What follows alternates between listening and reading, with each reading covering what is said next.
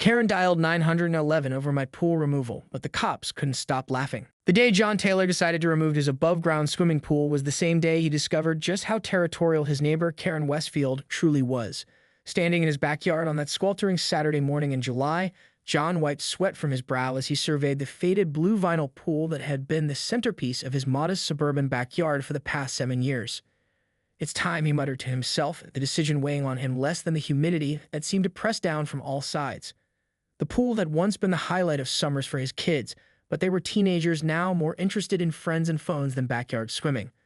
The maintenance had become a chore, the chemicals an expense, and the space it occupied precious real estate in his small yard. What John couldn't have known as he began draining the water was that from behind her kitchen window, Karen Westfield was watching, her thin lips pressed together in disapproval, phone already in hand. The Taylors and the Westfields had lived next door to each other in the quiet cul-de-sac of Maple Ridge for nearly a decade. Their relationship had always been cordial if somewhat distant, the occasional wave, the perfunctory "how are you?" at the mailbox. But beneath the veneer of neighborly politeness, there had always been something else brewing. Karen's obsession with property values and neighborhood aesthetics was well known on their street. Her own yard was immaculate, a showcase of perfectly trimmed hedges and strategically placed garden gnomes. And over the years, John had received his fair share of friendly suggestions about his lawn care, holiday decorations, and the color of his mailbox. The pool, however, had never been mentioned, not until now. As John connected the pump to drain the remaining water into the side yard where it could safely flow to the storm drain without flooding anyone's property, he heard the distinct sound of a door slamming. Moments later, Karen appeared at the fence, her blonde bob perfectly styled despite the heat, designer sunglasses perched on her head. "John," she called out with a saccharine smile that didn't reach her eyes. "What exactly are you doing with the pool?" "Morning, Karen," John replied, straightening up. "Just taking it down. Kids don't use it anymore, and frankly, it's become a money pit." Karen's smile faltered. "But that pool is part of why we all bought in this neighborhood. The community aesthetic." John frowned, confused. "It's just an above-ground pool, Karen, and it's on my property." "Well," she said, her tone shifting from neighborly to something decidedly colder, "I'm concerned about what this will do to our property values. Have you considered that, or gotten approval from the HOA?" John felt a flash of irritation. "We don't have an HOA, Karen. Never have." "Well, maybe we should," she snapped, dropping all pretense of friendliness. "I have invested too much in my property to have its value compromised by impulsive decisions like this." By now, John's teenage daughter, Mia, had wandered outside, curious about the commotion. She stood on the back porch, witnessing the exchange with wide eyes. "Karen, I appreciate your concern," John said, trying to keep his tone even, "but what I do with my pool on my property is really my business." Karen's face flushed red. "We'll see about that." With that ominous parting shot, she turned and marched back to her house, a phone already pressed to her ear. John shook his head and returned to his task, though a sense of unease had settled in his stomach. He'd known Karen could be particular, but this reaction seemed extreme even for her. "Dad," Mia called from the porch. "What was that about?" "Nothing, honey," John replied, forcing a smile. "Just neighbor stuff." But as he continued draining the pool, he noticed Karen pacing in her kitchen, gesticulating wildly as she spoke into her phone. Something told him this neighbor stuff was far from over. What John didn't realize was just how far Karen was willing to go, and that by sundown, his quiet Saturday project would become the talk of the entire neighborhood, with consequences neither of them could have anticipated. 2 hours into dismantling the pool, John had made considerable progress. The water had drained, and he was now carefully removing the vinyl liner, folding it into manageable sections. His son Alex had joined the effort, helping to detach the metal frame that had supported the structure for years. John's wife, Sarah, brought out cold lemonades, providing a momentary respite from the heat. "How's it going?" Sarah asked, handing John a glass. She glanced nervously toward Karen's house. "Mia told me about the confrontation." John took a long drink before answering. "It's fine. Karen's just being Karen." Sarah wasn't convinced. She seemed pretty worked up when I saw her pacing on her phone earlier. "What's she going to do?" "It's our pool," Alex said with the casual confidence of a 16-year-old who hadn't yet learned how complicated neighbor disputes could become. As if on cue, they heard the distinctive sound of a car pulling into the cul-de-sac. Not just any car, the unmistakable rumble of an official vehicle. The Taylor family exchanged confused glances before walking around to the front yard. A police cruiser had parked directly in front of their house. Officer Davis, a man in his mid-40s whom John recognized from community events, stepped out, followed by a younger female officer. Karen emerged from her house simultaneously, arms crossed over her chest. a triumphant expression on her face. Several other neighbors, drawn by the unusual sight of a police car on their quiet street, had also come outside, hovering at a distance that was close enough to observe but far enough to maintain the pretense of not eavesdropping. "Good afternoon," Officer Davis said, approaching John. His expression was professional but showed a hint of something John couldn't quite identify. "We received a call about a property dispute." Before John could respond, Karen hurried over. "Yes, officer, that was my call. This man," she gestured dramatically toward John, "is destroying neighborhood property without proper authorization." Officer Davis turned to Karen. "Ma'am, could you clarify what neighborhood property is being destroyed?" "The pool," Karen stated confidently. "It's a neighborhood feature. It affects all our property values. He needs HOA approval." The younger officer was taking notes, her pen pausing as she processed Karen's statement. John cleared his throat. "Officer, it's an above-ground pool in my backyard. It's 7 years old and my kids don't use it anymore. We don't have an HOA in this neighborhood and the pool is entirely on my property." Officer Davis' eyes shifted between the two neighbors. "Ma'am, is the pool located on your property?" "Well, no," Karen admitted, "but is there a homeowners association agreement that governs what Mr. Taylor can do with his backyard?" "No, but there should be." Karen's voice rose. "There are community standards to maintain." By now, the gathering of neighbors had grown. Among them was Harold Jenkins, a retired lawyer who had lived in the neighborhood longer than anyone else. He stepped forward, unable to contain himself any longer. "Officers," Harold said, "I can confirm there's no HOA in Maple Ridge. Never has been. I was on the original development committee 25 years ago." Officer Davis nodded slightly, the corner of his mouth twitching. He turned back to Karen. "Ma'am, without an HOA or the pool being on common property, this appears to be a civil matter, not criminal. Mr. Taylor has every right to remove a pool from his own property." Karen's face flushed deep red. "But what about my property value? I have rights too." The younger officer spoke up. "Ma'am, your property value is not protected by criminal law in this context. If you believe you have a civil case, you're welcome to consult with an attorney." Karen looked between the officers in disbelief. "You mean you're not going to stop him?" Officer Davis's professional demeanor cracked slightly, a smile breaking through. "Stop him from doing what exactly? Removing his own property from his own land?" "No, ma'am, we're not." A ripple of poorly concealed laughter moved through the gathered neighbors. Karen's gaze darted around, suddenly aware of her audience. The younger officer turned away, shoulders shaking slightly with suppressed amusement. "This is unacceptable," Karen sputtered. I'll call your supervisor." "You're welcome to do that," Officer Davis replied calmly. "But I should warn you that making non-emergency calls to police for situations that clearly aren't police matters can result in a fine for misuse of emergency services." Karen's mouth opened and closed several times, no words emerging. The neighbors' quiet snickers had evolved into open chuckles.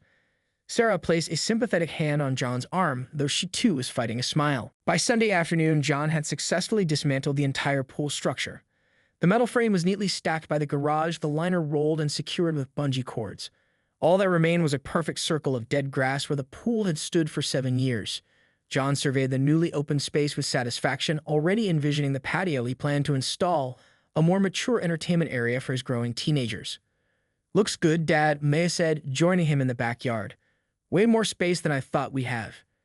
"Just wait until we get the fire pit and seating area put in," John replied, slinging an arm around his daughter's shoulders. "It's going to be great." Neither of them mentioned Karen, though both were acutely aware of the curtains that occasionally twitched in her kitchen window. Since the police incident the day before, she had remained conspicuously absent. No appearances in her yard, no trips to collect mail.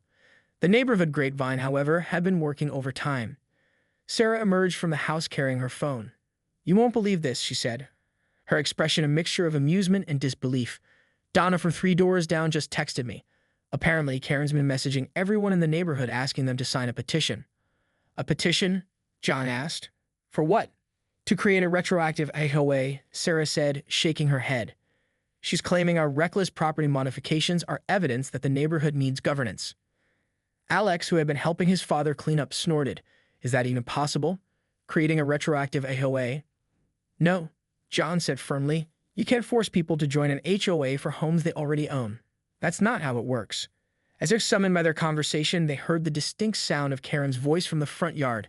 The Taylor family exchanged glances before moving en masse around the house. Karen stood on their front lawn with a clipboard in hand, engaged in what appeared to be a heated discussion with Harold Jenkins. Behind them, a small group of neighbors had gathered on the sidewalk, watching with undisguised interest. Absolutely ridiculous, Harold was saying as the Taylors approached. You can't create an HOA without unanimous consent from all property owners, and you certainly can't use it to control decisions people have already made. Karen spotted the Taylor family and thrust her clipboard toward them. John, perfect timing. I'm collecting signatures to establish neighborhood standards that will protect all our property values. I assume after reflection, you can see the wisdom in this. John stared at the clipboard, then back at Karen's expectant face. The audacity was almost impressive. Karen, he said carefully, I'm not signing anything, and I'm not sure why you're on my lawn. This affects everyone, Karen insisted, her voice rising. Your pool removal has made me realize how vulnerable we all are without proper regulations. Today it's your pool, tomorrow someone might paint their house purple or park an RV in their driveway. From the gathering crowd came the voice of Diane Rodriguez, the mother of 3 who lived across the street. Actually, Karen, I've been thinking about painting my shutters purple. It's my favorite color. Karen whirled around. That's exactly the problem. Without standards. Without standards, people might express their individuality. Harold interrupted. The horror. The crowd tittered and Karen's complexion reddened again. I've done research, Karen said, lifting her chin. Property values in HOA neighborhoods are statistically higher. So are the rates of neighbor disputes and foreclosures, came another voice from the crowd, Michael Chen, a real estate agent who lived on the corner. And for the record, an above-ground pool removal generally increases property values, not decreases them. They're considered temporary structures by most appraisers. Karen's grip on her clipboard tightened.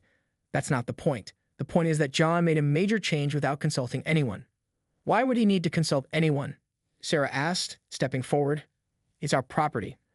We're a community, Karen insisted, voice cracking slightly. Decisions should be made as a community. John had remained quiet, studying Karen with growing understanding. This wasn't really about the pool or property values. This was about control and perhaps something deeper. Karen, he said gently, how long have you lived here now? 9 years? The question seemed to thrill her. Almost 10. What does that have to do with anything? And in those 10 years, how many of your neighbors have you invited over for dinner, or gone to their barbecues, or helped when they were sick? Karen's mouth opened, then closed. The clipboard lowered slightly. Monday morning dawned bright and clear. John left for work early, grateful to escape the tension of the neighborhood, if only temporarily. Sarah took Mia to soccer practice while Alex slept in, enjoying the first day of his summer job's late start time. The Taylor household had begun to return to normal after the weekend's drama. Until the doorbell rang at precisely 10:17 a.m. Alex, still in his pajama pants and a wrinkled t-shirt, shuffled to the door. Through the peephole, he saw a balding man in a button-up shirt holding a clipboard. Dad, he called upstairs where John was working from home that day. There's some official-looking guy at the door. John descended the stairs, straightening his collar for the video conference he'd been preparing for. When he opened the door, the man on the porch smiled professionally. Mr. Taylor, I'm Dennis Wilcox from the city's code enforcement office. We've received a complaint about unpermitted construction work on your property. John blinked. Construction work? I haven't done any construction. Dennis consulted his clipboard. According to our report, you removed a pool without proper permits and drainage plans, potentially creating a hazard to the water table and neighboring properties. The realization of what had happened hit John like a wave. Karen, he muttered under his breath. I'm sorry, Dennis asked. Nothing, John said. Look, I removed an above-ground pool this weekend. It wasn't attached to anything, no concrete, no permanent structure. It's basically a big vinyl tub with a metal frame. Dennis nodded slowly. Still, we need to verify that proper procedures were followed for water disposal. May I see the area in question? With a sigh, John led the code enforcement officer around to the backyard. Alex trailed behind, now fully awake and intensely curious. In the harsh light of morning, the circle of dead grass where the pool had stood looked even more pronounced. John gestured to the area. That's it. The pool stood there for 7 years. I drained it into the side yard where it could flow to the storm drain, just like I've done for regular maintenance and at the end of every season. Dennis walked the perimeter of the circle, making notes on his clipboard, and the structure itself. Dismantled and ready for disposal or sale, John said, pointing to the neatly stacked components by the garage. The code enforcement officer examined the pool parts, occasionally taking a measurement or jotting something down. John and Alex exchanged glances as the inspection continued in silence. Finally, Dennis straightened up. Mr. Taylor, I'm going to be honest with you. The complaint we received was quite detailed and emphatic, claiming multiple code violations. Let me guess, John said. The complaint came from my next-door neighbor. Dennis' expression remained neutral, but his eyes flicked briefly toward Karen's house. I'm not at liberty to disclose the source of complaints. Of course not, John said. However, Dennis continued, based on my inspection, I don't see any code violations here. Above-ground pools of this type don't require removal permits in our jurisdiction.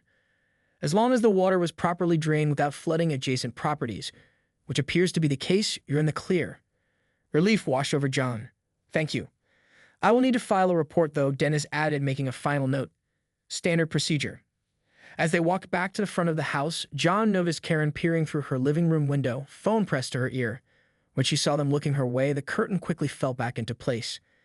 Dennis handed John a carbon copy of his inspection report, which clearly indicated no violations, found in bold letters at the bottom. For your records, he said. If there are any further concerns, this should help clarify the situation. John thanked him again, and Dennis departed with a final curious glance toward Karen's house. As John closed the front door, Alex burst out laughing. Dad, she called the city on you. For taking down a pool. That's next-level petty. It's not funny, Alex, John said, though he was fighting a smile himself. She's clearly going through something. Yeah, it's called being a... Alex, John warned. Sorry, his son said, not looking particularly repentant. But you have to admit, this is getting ridiculous. John couldn't argue with that assessment.